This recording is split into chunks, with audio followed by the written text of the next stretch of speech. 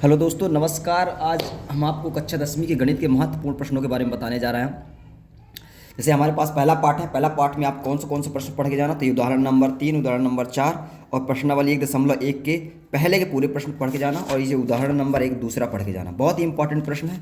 इसके बाद हमारे पास ये उदाहरण नंबर 3, ये प्रश्नावली तीसरा और चौथा प्रश्न, इनको पढ़ के जाना। और बाकी इसमें कोई पढ़ने की ज़रूरत आपको नहीं है। अथवा में एक रहता है तो उसमें आप बड़े आराम से कर पाएंगे। और एक इसको पढ़ के जाना, ये कितने शून्यक होते हैं। इसके बाद आ जाइए, हमको क्या क्या पढ़ना है इसमें।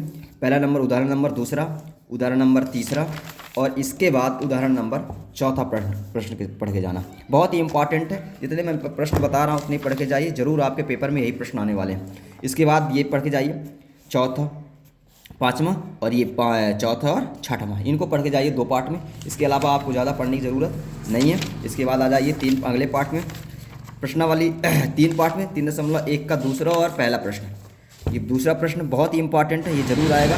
और इसके बाद हमारे पास दिया है पहला प्रश्न, ये दूसरा और तीसरा, ये दोनों प्रश्न आप पढ़ के जाइए। 2 नंबर का 100% ये है कि इन दोनों में से कोई ना कोई एक आएगा। इसके बाद जो 4 नंबर का प्रश्न आता है दोस्तों, इसमें से आने वाला है। तो 4 नंबर का जो प्रश्न आएगा, तो आप विलोपन या प्रतिस्थापन, 2 में से कोई भी मेथड आपसे आनी चाहिए। इस विधि से तुमको x और y का मान निकालने के लिए आएगा। तो कोई भी आप इनमें से, ये तो विलोपन सीख लीजिए या तो प्रतिस्थापन सीख लीजिए, बड़े आराम से आपका सवाल जितने भी जो आएंगे सही हो जाएंगे। इसके बाद अगला पार्ट आता है हमारे पास 4 पार्ट। 4 पार्ट में 4.1 के ये जो पहले के जितने भी सवाल हैं, जांच करना है कि द्विघात समीकरण है कि नहीं। ये बहुत ही महत्वपूर्ण सवाल है, इनको आप जरूर पढ़ के जाइए और इसके पूरे सवाल हल करके जाइए। और इसके अलावा अथवा में आ सकता है ये मूल ज्ञात कीजिए। तो ये तीसरा उदाहरण, चौथा उदाहरण मैं टिक कर दे रहा हूँ। और ये प्रश्नावली 4.2 के ये जितने भी चारों पांचों प्रश्न हैं, इनको जरूर आप पढ़ के जाइए। और एक ये आ सकता है जो लास्ट में बहुत ही महत्वपूर्ण है, जिसको हमको क्या ज्ञात है, विविक्तर का मान ज्ञात करना है। ये बहुत ही इंपॉर्टेंट है, जिसमें विविक्तर का मान ज्ञात करना है, ये जरूर आता है। और इसके बाद आ जाइए अगले पार्ट में आ जाइए। तो 5 पार्ट में हमारे पास कुछ नहीं है। 5 पार्ट में ये हमारे पास दिया पहली प्रश्नावली में दूसरे और तीसरे के इसके प्रश्न आइए। जैसे हमारे पास ये प्रथम पद और सर्वांतर ज्ञात करना है, ठीक। ये इस प्रथम पद और सर्वांतर ज्ञात करना है। इसके बाद ये इसके ज्ञात करना है। प्रथम पद और सर्वांतर ज्ञात करने के बाद अगला 3 पद ज्ञात करना, बहुत ही इंपॉर्टेंट है, इसको पढ़ के जाइए आप। फिर इसके बाद ये इसमें बहुत ही इंपॉर्टेंट प्रश्न है, ये उदाहरण नंबर 3 और 4 दोनों बहुत ही इंपॉर्टेंट प्रश्न हैं, इनको जरूर आप पढ़ के जाइए। फिर इसके बाद हमारे पास आता है डायरेक्ट प्रश्न क्रमांक दूसरा और तीसरा, दूसरे का पहला और दूसरा, बहुत ही इंपॉर्टेंट है, इसको आप जरूर कीजिए। इसके बाद आता 5वां नंबर प्रश्न, 5वें नंबर के पहले और दूसरे, इनको लगाइए। ये बहुत ही इंपॉर्टेंट प्रश्न है। और लास्ट में आपको क्या पढ़ना है, जो आता 3 नंबर का आता है जो प्रश्न 1 आता है, इसमें पढ़ना है आपको ये प्रश्नावली 5.3 का दूसरे का पूरे प्रश्न हल करके जाना है। इसके बाद 6 पार्ट में आ जाइए। 6 पार्ट में आपको ज़्यादा पढ़ने की ज़रूरत नहीं है, इनको देख लीजिए, देख कर बता दीजिए, इनको बताना है कि समरूप है कि नहीं। और इसमें सबसे इम्पॉर्टेंट है ये आधारभूत समानुपातिकता प्रमेय और थेल्स का प्रमेय। ये 100% लगभग चांस है कि आधारभूत समानुपातिकता प्रमेय या थेल्स प्रमेय का कथन जरूर आएगा। इसको आप जरूर पढ़ के जाइए। और अगर ज़्यादा और डीपली जाता है तो फिर ये इनको पढ़ लीजिए। ये 6.1 के पहले के और दूसरे के सभी प्रश्न लगा के जाइए, ये जरूर आपको पेपर में मिलेंगे। इसके बाद 6 पार्ट में आपको कोई बहुत ज़्यादा पढ़ने की ज़रूरत नहीं है। इसके बाद हम आते हैं 7 पार्ट में। 7 पार्ट में भी आपको बहुत ज़्यादा पढ़ने की ज़रूरत नहीं है। 7 पार्ट में केवल आप पढ़ सकते हैं ये एक उदाहरण नंबर 4 पढ़ सकते हैं, और ये एक ज्ञात कर सकते हैं इसमें से पहला, दूसरा और तीसरा। पहले की सभी दूरी 100% है कि दूरी आएगी ही आएगी, दूरी ज्ञात करने। और इसके बाद आएगा दूसरा नंबर और तीसरा नंबर, इनको जरूर पढ़ के जाइए। इसके बाद आपको बहुत ज़्यादा पढ़ने की ज़रूरत नहीं है। इसके बाद आपको पढ़ना है पहला और दूसरा सवाल पढ़ना है, और इसके अलावा कोई भी, इसके अलावा ये वाला 7वां नंबर पढ़ के जाना है, ठीक। तो 7 पार्ट ये हो गया। और 8 पार्ट में आपको क्या पढ़ के जाना है, 8 पार्ट में आपको पहले उदाहरण नंबर पहला पढ़ के जाना, बहुत ही इंपॉर्टेंट है उदाहरण नंबर पहला। इसकी संख्याएँ चेंज कर देता है लेकिन आता ज़रूर है, ठीक। और इसके बाद उदाहरण ये प्रश्नावली में आ जाओ, तीसरा, चौथा, ये दोनों बहुत ही महत्वपूर्ण प्रश्न है। और 5वां, इनको पढ़ के जाइए। इसके बाद अगली प्रश्नावली में आते हैं हम।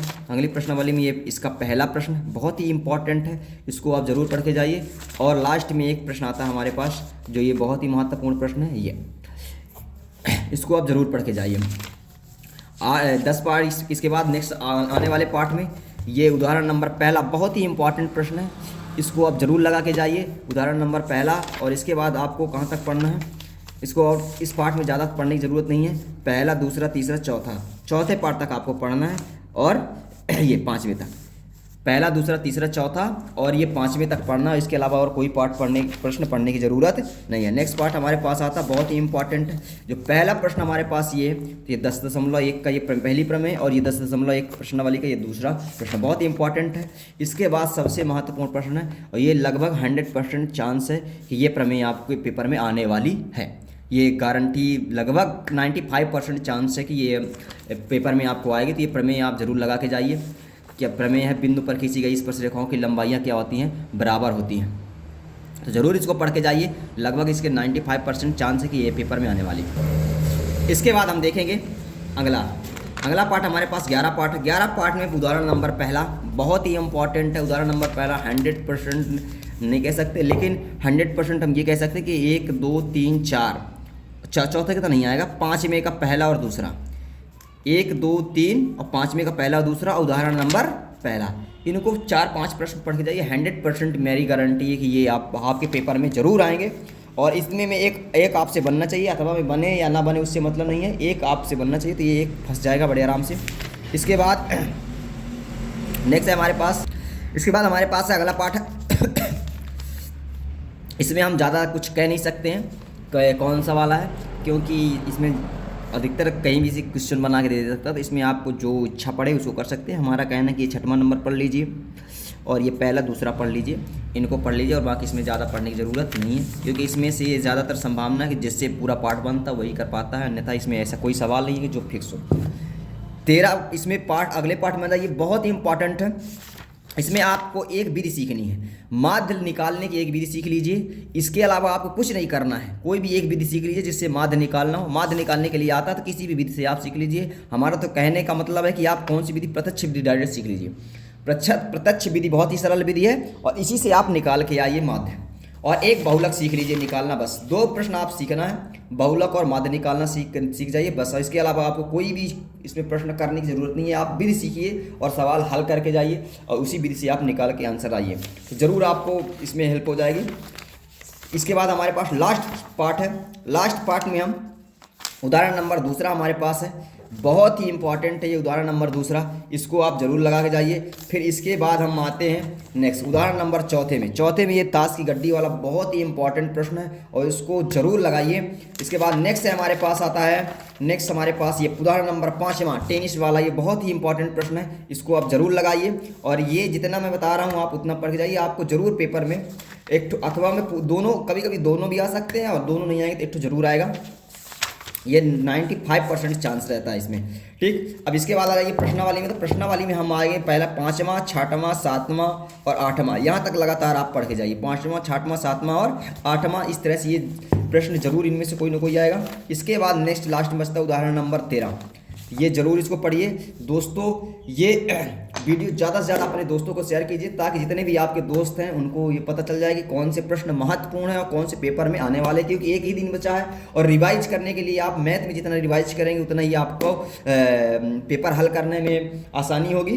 तो ये वीडियो ज़्यादा से ज़्यादा अपने दोस्तों को शेयर कीजिए ताकि जितने भी आपके दोस्त भाई हैं उनको पता चल जाए कि कौन से महत्वपूर्ण प्रश्न है, कौन से हमको लगाना, कौन से हमको छोड़ना है। धन्यवाद।